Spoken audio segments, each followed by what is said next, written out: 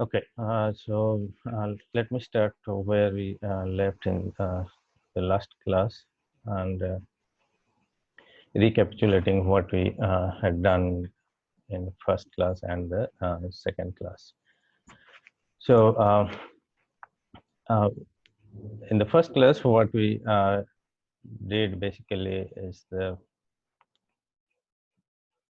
taking the Cartesian coordinates as the choice of basis. We got this x, y, z as Cartesian coordinates on each atoms. We got the total reducible representation is this, right? And then what we found is that the vibrational modes symmetries are going to be 2A1 plus B2 that we got it from the character table. What we get it like that. The total representations using the Cartesian coordinates is total symmetric over Z, which includes both translations and rotations. So we subtracted that from total total reducible representation minus translation and rotations. So this translation they go along this, like translation goes go along x, y, z. So x is b1, y is b2, and z is a1. So that therefore it goes a1 plus b1 plus b2. Okay, and then rotations they go along like Rx, B2, Ry, that is B1, and Rz, that is A2, right? So therefore, total rotations is going to be A2, that is Rz, plus B1, that is Ry, plus B2, that is Rx, right? So now we had total reducible representation, that is this. Now if we subtract that translations and rotations, we get 2A1 plus B2, right? Then next class what we did, we took the internal coordinates as a basis, that is R1, R2 and alpha, and then we tried to find out what is going to be the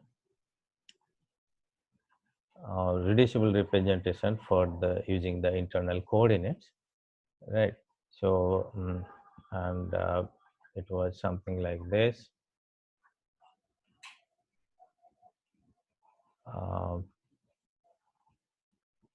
So this we have to do it like we did it in a matrix method.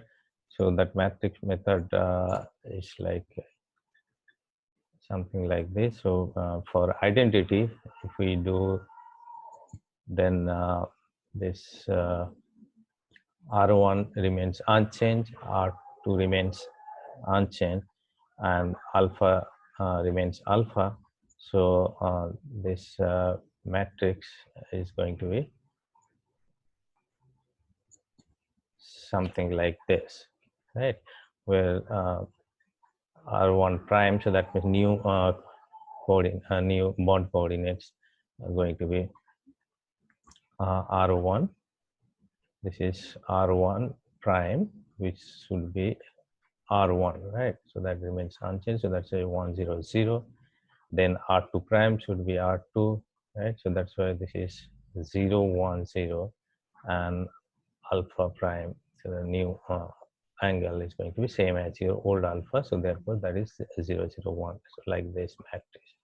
So similarly, if we do it for C2, C2 along Z. So you can see that like this R1 goes to R2, R2 goes to R1, and then alpha of course remains unchanged. So therefore we can get R1 prime in terms of R2, so that is 0, 1, 0. Then R2 prime we are going to get in terms of R1, right? R1 old R1, so therefore that is going to be 1, 0, 0 and 0, 0, 1, right? So exactly in the same fashion. So if we go for sigma V, that is sigma xz, so that means we are taking this axis, then it's exactly same thing, similar like your C2, and therefore we get similar matrix like for C2 and sigma V. And again, if we go for sigma V prime, that is sigma yz, so that is plane of the molecule, and therefore all the bond vectors and bond angle remain unchanged, right? So that is R1, R2, and alpha. So that's why this is again same as your identity, right? And then what we did is like that. So now if we add all the diagonal elements, so that gives me the character for the identity, right? So therefore it goes like this.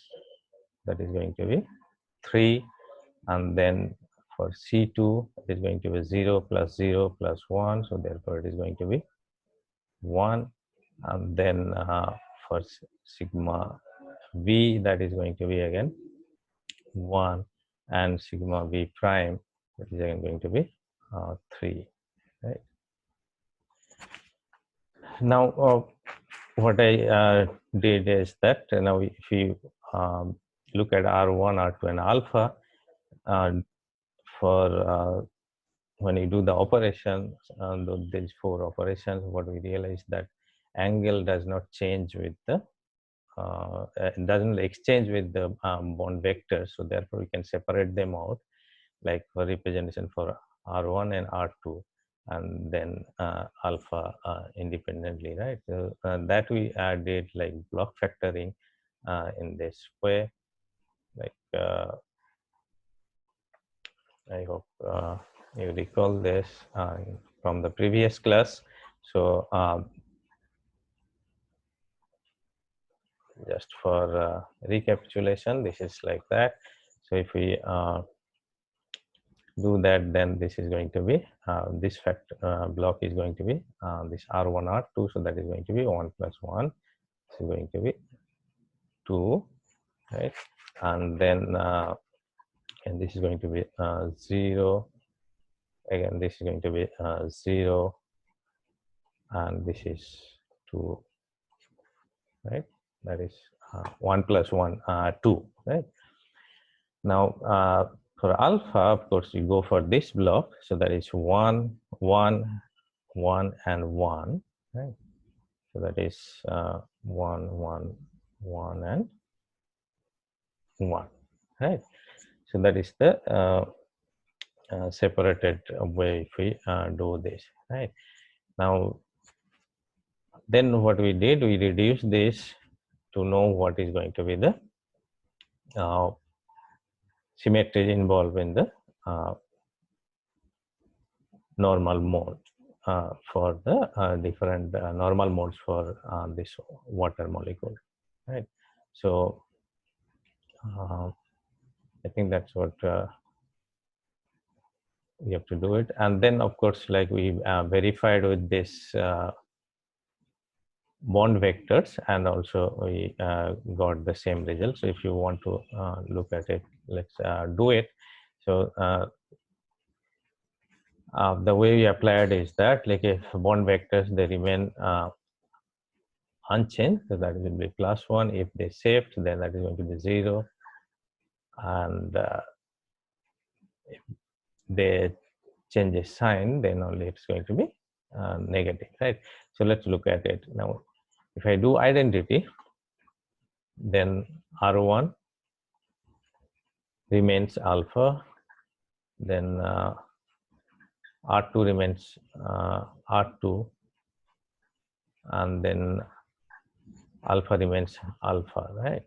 So therefore we can go like this, all of them remaining unchanged, so that is 1 plus 1 plus 1, 3, right? Now if I do C2 along this, R1 goes to R2, R2 comes to R1, so they are contributing each 0 plus 0, but the alpha that remains unchanged, so there's going to be 1, so that is going to be 1, C2.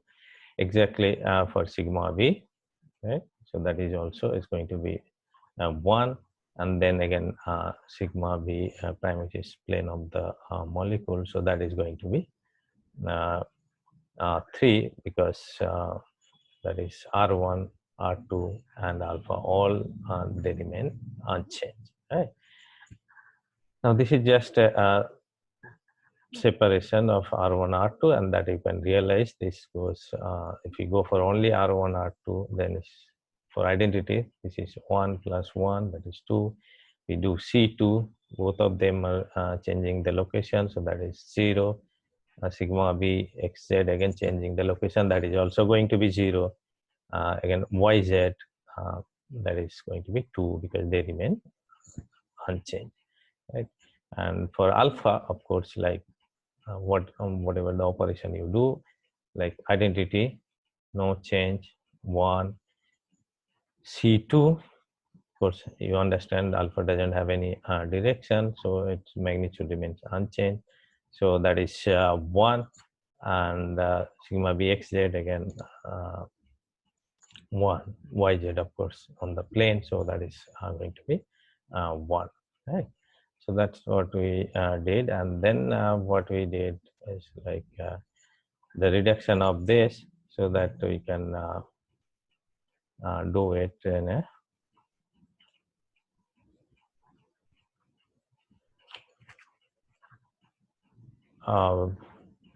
a just by inspecting the character table. Okay, let me erase first from the previous one, right? Then you can do it very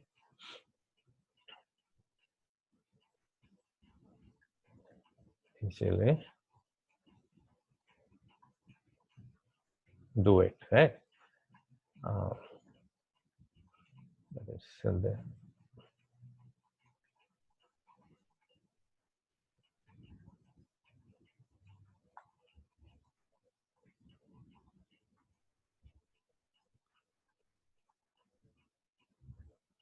Okay, here you go. Like from the previous slide, I got these numbers, and then we have to reduce this. So reduction is like that.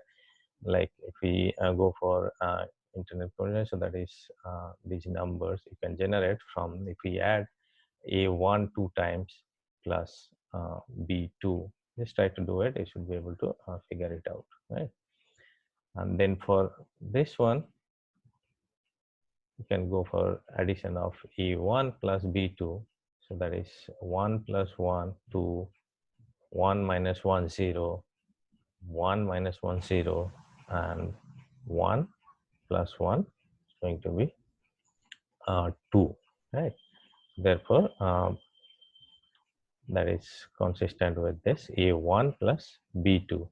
And then alpha, of course, all the values are 1. So this is going to go for A1, right? So what does this give you? The information is that, like earlier, for using the Cartesian coordinates, we had no idea how the shape of the vibrations are going to be. But in this case, it should show you how it is going to look like, because R1 and R2, you can see when it involves, they give two modes. One of them is A1, totally symmetric, and another is B2, right? So we are going to see how they look like. And of course, when you go for alpha, so that is going to be A1, so totally symmetric representation, right? Okay, now let's look at how these are going to look like. Okay, so this is a total symmetric stage mode. Like this is going to be R1, this is R2, and this is the resultant. So we are going to look at how this is going to represent the symmetry, and what is going to be its irreducible representation with, and whether this is going to be IR or Raman active, right? Okay, so now we do in the same way what we did for the different operation for the Cartesian coordinates also. Like here, only thing we have to change the our thinking little bit. Let's say this is so how do we do this? This is R1, right? And this is R2 vector, right? So then if we combine this, what we get, that is basically this, right? So this is symmetric state. So I'm representing this with the QS, right? Now this QS is generated like this. We have taken the linear combination of R1 and R2 because they vibrate in the same phase, right? So that is if you look at like this, so that is going to do like, so they are doing in the same phase. So therefore, I am going to go for the combination of R1 and R2. So and that is going to be plus combination. So if I go for QS, that is going to be R1 plus R2, right? Now that is this, right? Now when you want to find out the symmetry of this, we have to look at the Q, how QS is changing under all this symmetry operation. Of course, you can understand this Q vector actually basically along how the oxygen is making a move, right? So that you can see it because of this R1 R2 stretching, this oxygen going along this, right? So now let's find out what is going to be the symmetry. So we do the way we do is like look at this, and then we perform operation for each of the operation. Now, if we do identity, this QS remains unchanged, right? Because this is the result, and that's what I'm going to look at. So that is it's going to be 1. Similarly, if I do C2 along Z, that is going to be again 1. Then sigma V X, that is XZ plane, so that is going to be 1, and sigma V prime, that is going to be 1. So from this, of course, you can say that this is going to be totally symmetric representation, that is E1, right? Now that's what we are going to look at. Now next question is how whether this is IR or Raman active, right? So to do that, I need to take the help of character table, right? So let's take the character table, and we should be able to get it like how this representation A1 is going to be, whether it is going to be IR or Raman active. Let me erase this.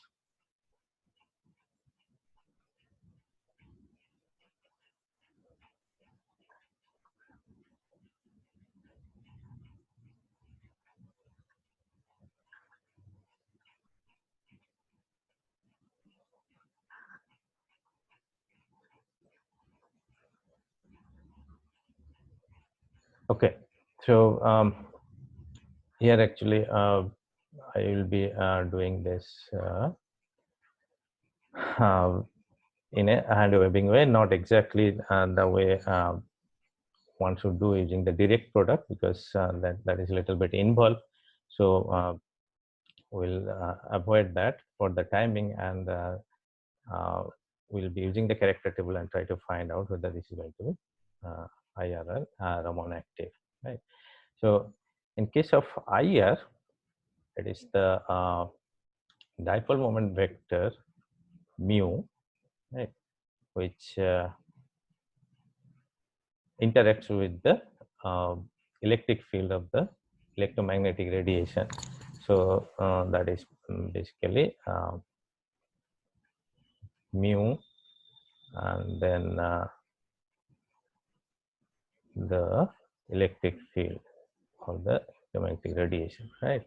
Now, as mu can be expressed as the its in terms of its component, so that is x, mu x, then it can be mu y, or it can be mu z, right? So therefore, what we can find out that if the any one of the Cartesian coordinates x, y, and z, right, it transforms as A1, then it is going to be IR active, right? So like in this case, what we see is that Z component goes along A1, right? So therefore, I'm going to say that this A1 is going to be IR active, right? Now, exactly in the same notion, if I want to find out the activity, Raman activity, then I go for the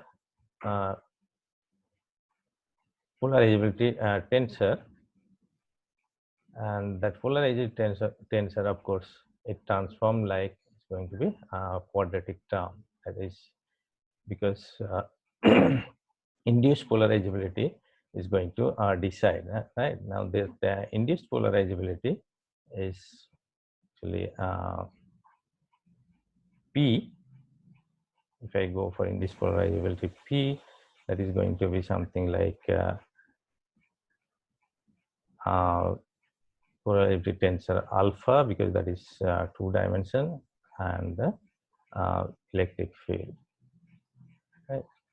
Now this polarizability tensor, of course, is going to be 9-dimension, because this is going to have XX, something like this, like components are going to be XX, which is nothing but x square, then YY, so there is nothing but your y square, like that, or it can be XY, XZ, like that. So I'm having 3 by 3 matrices, so total 9 components. So that means polarizability tensor goes along binary terms, right? So therefore, I am going to look at these quadratic terms.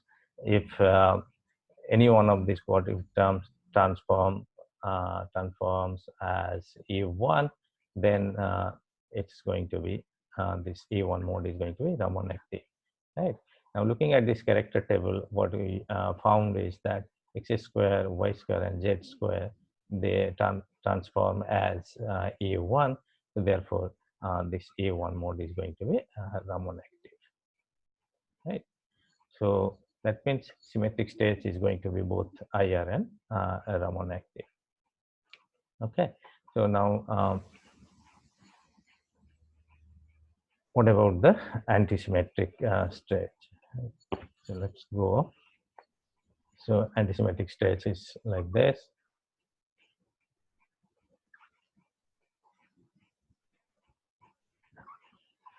So yeah, now this case is a little bit different. Now here, like we go the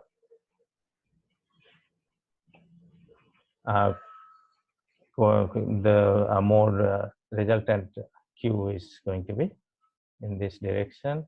So that is Q A is asymmetric state, right? Now it is basically combination of R1 and R2. So this is R1 and this is R2, right? So then it is going to be basically negative combination. So that is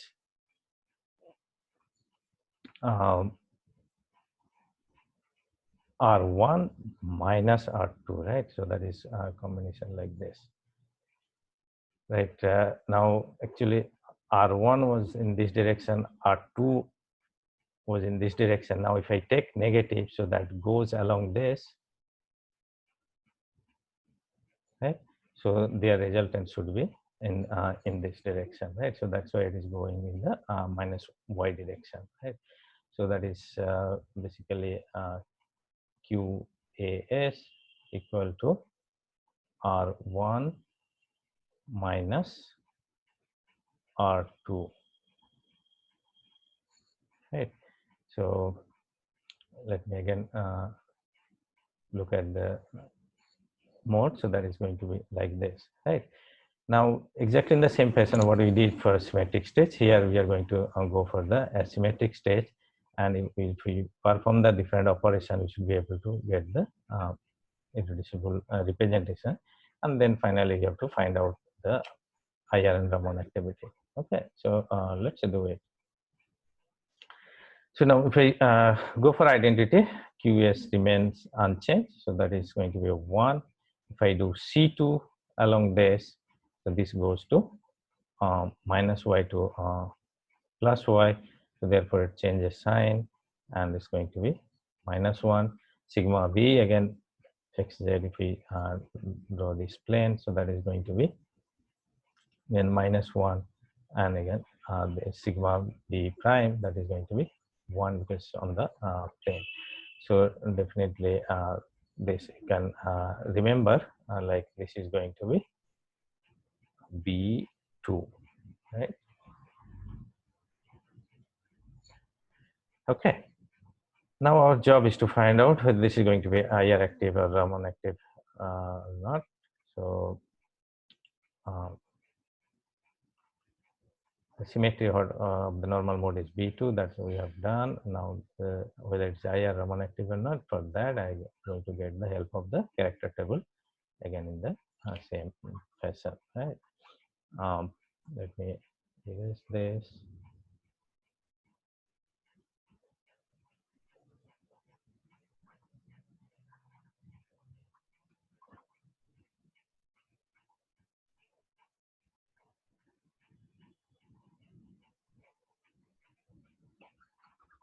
Okay, now if we look at if any one of the component of the Cartesian coordinates goes along B2 or not, right? Look at the B2, and then if I come here, I get a Y. So therefore, this is going to be IR active, right? Now what about Raman? Raman, we have to go for the binary term. So that binary term is going to be YZ. So therefore, B2 or the asymmetric state is going to be also Raman active, right? So again, this asymmetric state is going to be both IR and Raman active, right? Okay, so now what about bending, right?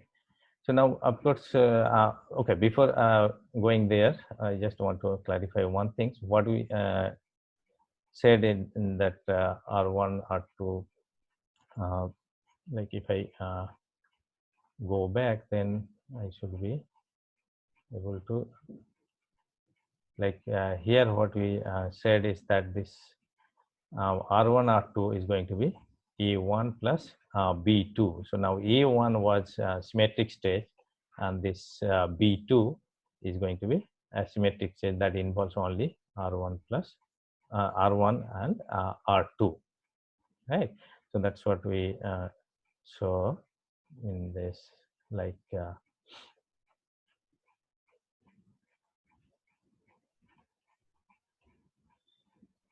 symmetric states was A1, and that is R1 plus R2, and asymmetric stage is going to be R1 minus R2, so that is B2, and this both of them are going to be both IR and Raman active. Okay, so now let's go for the bending.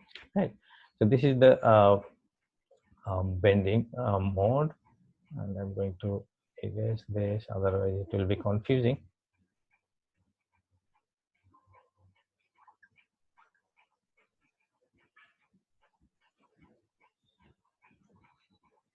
Yeah, here you go. So this is the bending mode. Now what we are going to look at again in the same way, whether this is going to be IR Raman active or not. Right, so basically looking for the angle alpha, this one, how it changes. Right, now of course, like this, it shows the direction is going to be like that, so that is along z direction. Right, so therefore it should go along same as your symmetric stage, but let us work it out, right? Alpha, how it goes. Now this is alpha, which is having only magnitude, no direction. So therefore, if we perform all the operations, so that is going to be like identity remains unchanged. 1, then C2 along this, so that is also unchanged. That is going to be 1 sigma v xz, that is going to be 1, and then sigma v prime yz, it's on the plane, that is also 1, right? So therefore, this is going to be E1, right? And then we need to find out is IR and Raman activity, and you must be realizing by now that the E1 is both IR and Raman active, same as your like symmetric stage, right? So the symmetry we have found, that is E1, and IR Raman activity, of course, you look at the character table, then you should be able to find it out.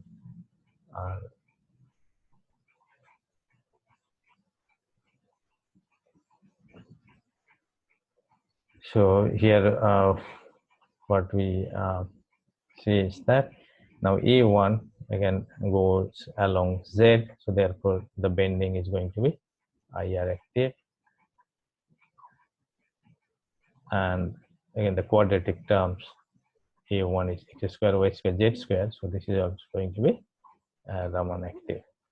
So what we realize is then all the modes, symmetric stage, asymmetric stage, and bending, all of them are going to be both IR and Raman active for water molecule, right? Okay, so now before I close, I want to give you a homework so that you can do yourself, and that will help you also for your understanding, right? Let's take a formaldehyde molecule.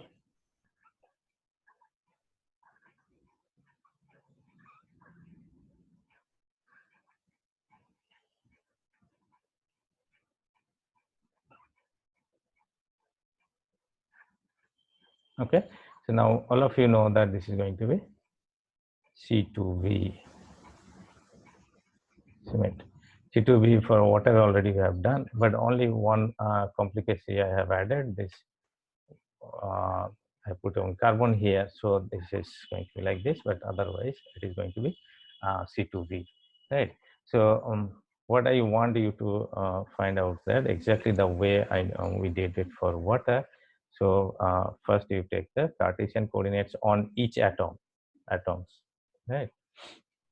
For all atoms, and then x, y, z coordinates on each atoms,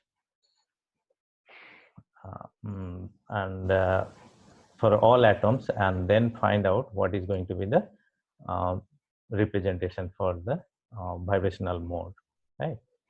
So that is first one.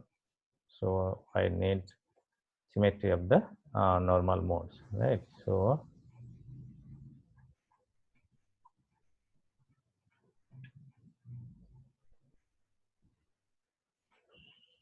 symmetry of the normal modes. That's what you have to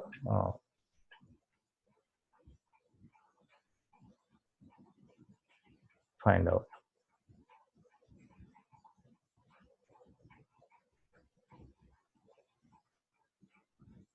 Okay. Again, you take the bond coordinates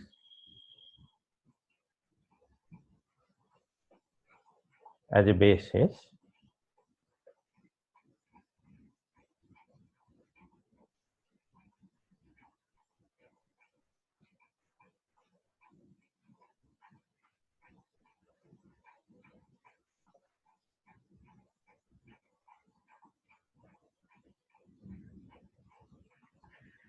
Take the bond coordinates as a basis, and that is, let's say this is R1, this is R2, and this is R3. Right. So something like this. Let me draw it for you with a different color, so that maybe, like if we go for, this is R1, this is R2, and this is R3, right? And of course the angles are going to be three different angles. So so that is this angle, so that is let's say alpha 1, this one, let's take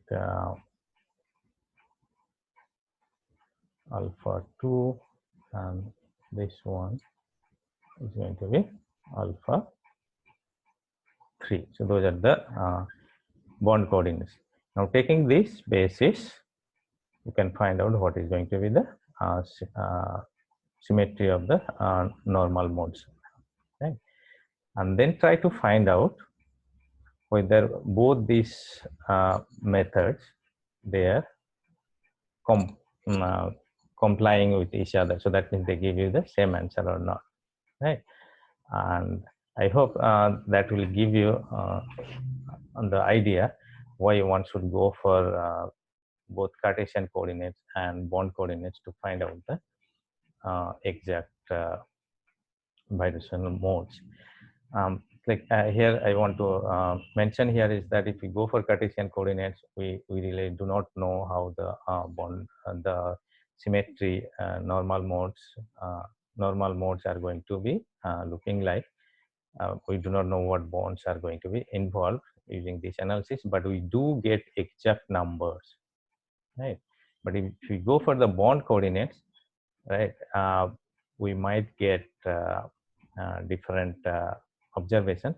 Like I just want to give you a hint here, like when you go for bond coordinates, you like, let's say alpha 1, alpha 2, alpha 3, right? These all three angles if we use, and then if we reduce, if we generate the reducible representation and then reduce it, we'll be finding out E1 mode which involve alpha 1, alpha 2, and alpha 3. Now E1 means totally symmetric, so therefore all of them going to change in the same phase. So that means either increasing or decreasing all of them. But you can realize that is not possible, because like this total angle is 360, that is alpha 1 plus alpha 2 plus alpha 3, total is 360. So if alpha 1 increases, alpha 2 increases, alpha 3 must be decreasing, because total is 360, right? So therefore you will be getting in this representation one spurious mode, right? So that's what is the discrepancy or the constant in this bond coordinates. Anyway, I don't want to discuss much more. So let's let you guys to figure it out what it is going to be. And then if we miss any normal mode, we should figure out what is going to be the normal modes. How do we get the missing? Because this Cartesian coordinates give you the exact number, but this bond coordinates sometimes they miss it. So whatever the missing, we have to figure out what is going to be the exactly the normal code. Okay, so I'm going to stop sharing here, and